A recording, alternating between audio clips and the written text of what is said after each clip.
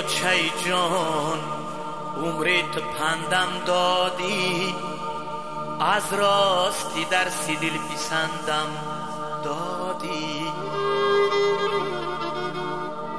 گفتی نروم ز خانه جای دیگر، آه رفتی به کجا چرا تو پندم دادی؟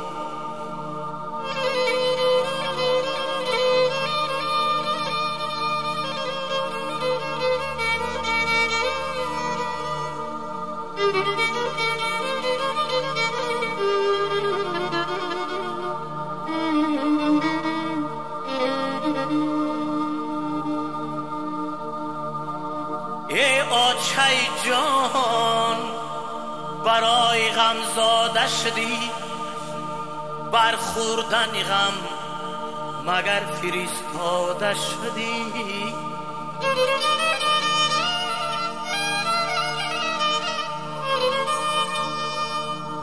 صد جهد و تلاش ما همه رفت بباد، غم زاده بودی کشته غم باده شدی.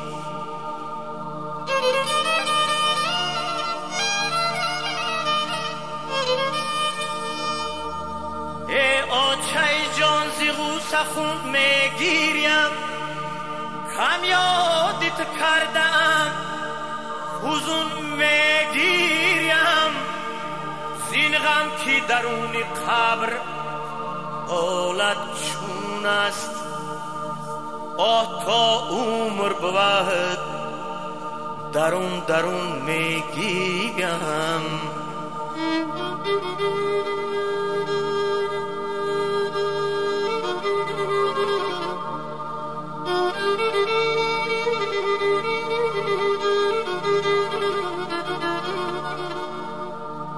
ای آچه جان کجا شدی تب دارم، آه از سوز فراق خسته و بیمارم.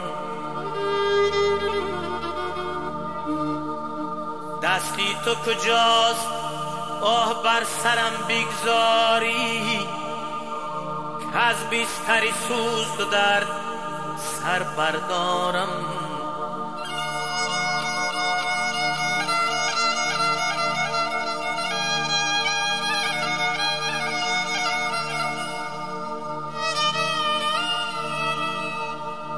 ای آچه جان سجده کنم خاکی تو را، جاوید کنم نام شرفناکی تو را.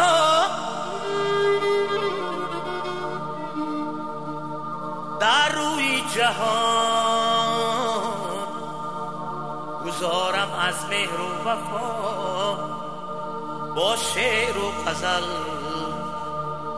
با شعر و غزل پیکره پاکی تو را.